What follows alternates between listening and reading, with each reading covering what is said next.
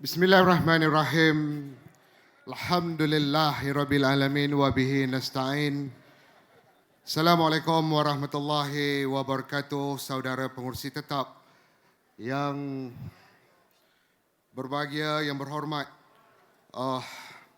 Datuk Indra Shaha selaku Ketua Penerangan yang berbahagia, Saudara Johari Yazid selaku Bendahari Pergerakan Pemuda UMNO Malaysia, Ahli Majlis Kerja Tertinggi, Pimpinan Pemuda Sidang Perwakilan dan Pemerhati sekalian. Terlebih dahulu dengan rendah diri ingin saya menzahirkan rasa terima kasih di atas kepercayaan rakan-rakan pimpinan untuk membenarkan saya berdiri sekali lagi di pentas dan podium karamah ini untuk membawa usul menyokong ucapan dasar Datuk Dr. Ketua Pemuda UMNO Malaysia. Saudara pengurusi tetap dan sidang perwakilan sekalian, sebentar tadi kita telah mendengar ucapan dasar Datuk Dr. Ketua Pemuda UMNO Malaysia di Dewan Merdeka yang cukup bersejarah ini. Tidak malu untuk saya katakan bahawa ucapan dasar Ketua Pemuda UMNO Malaysia tahun ini terang hala tujunya, jelas penerangannya, tajam mesejnya, hebat penyampaiannya, jujur pendekatannya, dan yang paling penting, ikhlas isi hasratnya. Maka tidak malu juga untuk saya kongsikan bahawa saya amat berbangga dapat bersusah senang, ketawa dan menangis bersama dengan Datuk Dr. Ashraf Wajidi serta barisan kepimpinan pemuda termasuk rakan-rakan yang berada di Dewan dan juga di luar Dewan. Oleh itu, sama-sama kita curakinkan perincian ucapan dasar pemuda, ucapan dasar Datuk Dr. Ketua Pemuda, dan semoga kita sama-sama beroleh manfaat untuk kita bawa ke akar umbi yang amat mendambakan penjelasan dan hala tuju sayap parti kita. Saudara pengurusi tetap dan sahabat-sahabat sekalian, berkait dari ucapan awal saya tadi dan ucapan dasar Datuk Dr. Ketua Pemuda, sekali lagi ingin saya tekankan ada beberapa perkara penting. Mau atau tidak, suka atau benci, terima atau tolak, hakikat dan realitinya parti UMNO hanya menang 26 kerusi parlimen di dalam PRU yang lalu, dan kini UMNO adalah sebahagian dari blok yang membentuk kerajaan persekutuan, termasuk di beberapa kerajaan negeri. Apakah keadaan ini asing bagi kita? Tidak. UMNO dan Barisan Nasional pada PRU 14 tidak berjaya membentuk kerajaan persekutuan. Kita kalah buat kali pertama dan pertama kali juga menjadi pembangkang di Dewan Rakyat. Apakah keadaan ini asing bagi kita? Tidak. Bukankah dulu UMNO juga pernah menyertai sebuah perikatan politik dan UMNO bukan nahkodanya tetapi sekadar juragan demi mendukung titah perintah diraja yang mahukan sebuah kerajaan berfungsi bagi menghadapi pandemik COVID-19. Oleh itu, mengapakah kita harus beremosi lebih, menjerit kecewa, menubuk dada umpama keadaan ini adalah talqin buat parti keramat UMNO? Mengapakah ada segelintir dari kita yang menjadi petualang, terinzal, terburu-buru mencari salah, tuding-menuding jari, label-melabel, kluster itu, kluster ini, walhal tahu bahawa itulah resepi perpecahan. Parti kita yang musuh lebih bersedia untuk masak dan menikmati hasilnya. Buat petualang-petualang ini, saya mahu pemuda sepakat agar mereka semua diambil tindakan serius tanpa takut dan gusar. Jika perlu dihadapkan ke lembaga disiplin, then so be it. We don't need them at all. Ingatlah bahawa kestabilan parti UMNO ini amat penting bagi kestabilan kerajaan perpaduan. Kestabilan ini penting untuk periuk nasib rakyat dan proses pemulihan ekonomi negara. Justru wajar bagi pemuda untuk mendukung kerajaan perpaduan demi menjamin kelangsungan rakyat dan kepentingan nasional. Saudara seperjuangan sekalian, ucapan dasar Datuk Dr. Ketua Pemuda tadi juga ada menyentuh kegairahan kita mencari salah tanpa mencari solusi. Ada solusi pun mahu solusi segera tanpa menganalisa secara terperinci akan impak signifikan kepada parti. Solusi segera dengan menukarkan pemimpin tak kala parti berada di dalam kesusahan ini separa masa. Ia hanya reaksi pramatang, a knee-jerk reaction, dan kelak hanya akan menambah kekeliruan dan mengambil masa yang lama untuk dilihat hasilnya. Mengapa tidak kita belajar dari parti-parti lain yang meletakkan kestabilan dan kesinambungan parti mereka sebagai keutamaan setiap kali pasca pilihan raya? Parti PAS sebagai contoh, mereka telah kalah berkali-kali tetapi ketuanya dikekalkan sehingga kini menjadi blok terbesar di Dewan Rakyat. PKR juga pada satu masa ketika dulu hanyalah beroleh satu kerusi sahaja pada tahun 2004. Mereka kini telah pun memimpin satu pakatan politik yang menewaskan kita dan pemimpin nama satu mereka kini dinobatkan sebagai Perdana Menteri Malaysia. Inilah yang saya sebutkan sebagai memelihara kekuatan dan menjamin kestabilan. Kekalahan pilihan raya diuruskan dengan pantas dan bijaksana. Mereka tidak saling menyalahkan dan menuding jari, tetapi bersepadu merangka strategi dan istiqamah pada perjuangan parti untuk menang pada pilihan raya seterusnya. Justru, teramat penting bagi pemuda pada ketika ini adalah kelangsungan survivability agar UMNO tidak terkubur sewaktu kita menjadi penjaga amanahnya. Jangan sesekali pemuda lupa, sebelum PRU yang ke-15, ada pihak di luar sana yang tanpa segan dan malu malah bongkak dan angkuh menjadikan UMNO musuh nombor satu mereka. Mereka dan mahu menjadikan wadah ganti bagi umat Melayu. Mereka menolak keberkatan dan keadilan, malah sanggup melakukan apa sahaja untuk memusnahkan UMNO demi tembolok nafsu dan ego mereka.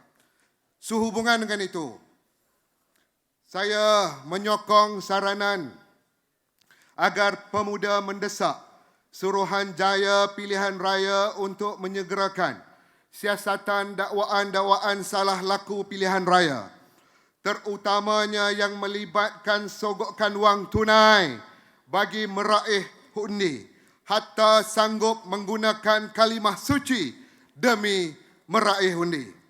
Sidang perwakilan sekalian, tewasnya kita tempoh hari bukanlah kiamat bagi UMNO. Bukankah kita tidak pernah melaluinya sebelum ini? Jika dulu kita berjaya bangkit dari kekalahan PRU yang ke-14, kita pelihara kekuatan asas. Kita ubah pendekatan dan gerak kerja kita. Kita wujudkan skuad sabil dan perkemaskan saluran hikmat. Dan kita lantangkan suara mereka yang memerlukan dan menjadi juru bicara rakyat. Ngauman pemuda jelas dan kuat. Pelbagai isu nasional dan permasalahan rakyat kita selesaikan. Tidak terpengaruh sama ada UMNO mahu menjadi kerajaan atau pembangkang. Sebab itu kita jangan terlalu kecewa. Adat menang dan kalah itu tuntas. Benar, amat pahit kekalahan pada PRU 14 dan 15. Tetapi perlembagaan persekutuan dan prinsip demokrasi menjanjikan PRU 16 dalam tempoh 5 tahun lagi. Yang paling utama adalah bagaimana kita menguruskan kekalahan ini dengan setia, bijaksana dan tersusun untuk menempuh pilihan raya akan datang. Justru, ucapan dasar Ketua Pemuda ada menggariskan bagaimana kita pemuda terus bangkit dengan mengambil iktibar dan pengajaran dari kesilapan serta kelemahan kita pada pasca PRU yang ke-14 demi mempersiapkan parti untuk memasuki pilihan raya yang ke-16. Pemuda harus meletakkan kepentingan dan kebajikan rakyat untuk terus menjadi keutamaan.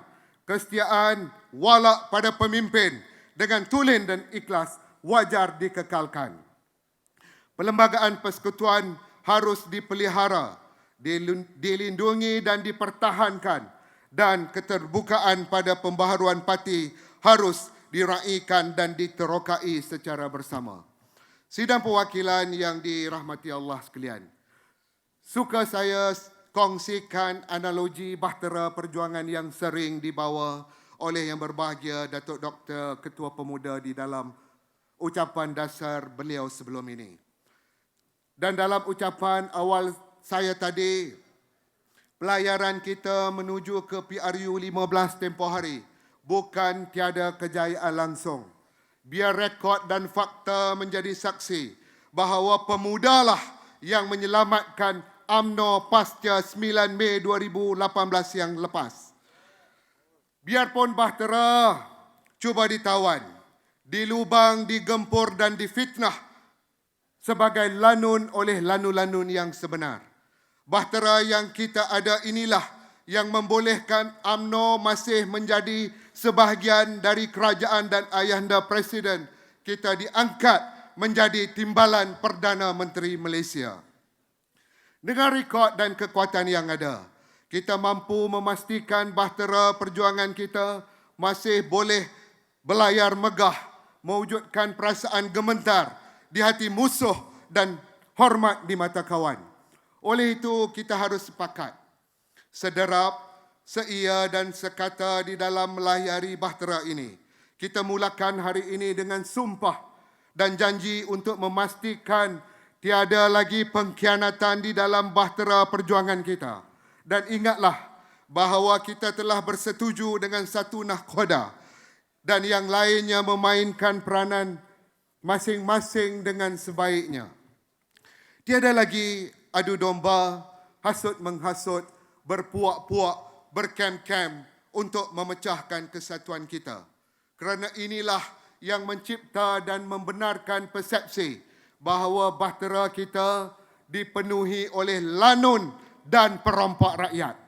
Jangan sesekali kita lupa ramai pemimpin besar seperti Bosku, Kunan, Syarif Samad, Tok Uban, Tok Aziz difitnah, ditekan dan dizalimi hanya semata-mata mahu menanamkan persepsi buruk di kalangan rakyat sehingga menyebabkan kita kalah pada pilihan raya yang lalu. Saya mengambil peluang ini untuk memanjatkan rasa syukur buat pimpinan kita yang telah berjaya membersihkan diri mereka di Mahkamah Undang-Undang. Justru pergerakan pemuda UMNO Malaysia mendesak kerajaan perpaduan ini harus menyegerakan siasatan ke atas mantan Peguam Negara Tommy Thomas yang telah dibuktikan berkali-kali dengan angkuh dan bongkak menyalahgunakan kuasa beliau demi menzahirkan kebencian terhadap UMNO. Ingatlah sahabat-sahabatku sekalian, bukanlah parti yang melupakan rakan. Inilah nilai sahabat seperjuangan. Saudaraku sidang perwakilan sekalian, sebagai rumusan, saya Hasmuni bin Hassan sekali lagi dengan rendah diri mengajak semua yang berada di dalam Dewan Merdeka ini, Dewan yang penuh dengan keramat bagi parti UMNO kita, untuk sahabat untuk bangun, sahabat untuk bangun, berdiri dan memberikan tepukan gemuruh sebagai tanda kesetiaan buat Yang Berbahagia Datuk Dr. Ashraf Wajidi.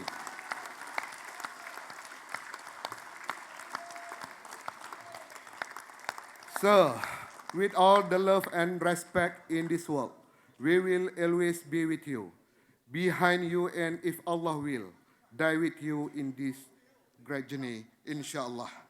Kita harus faham dan hadam tiga perkara yang diamanatkan oleh Yang Berbahagia Datuk Dr. Ketua Pemuda.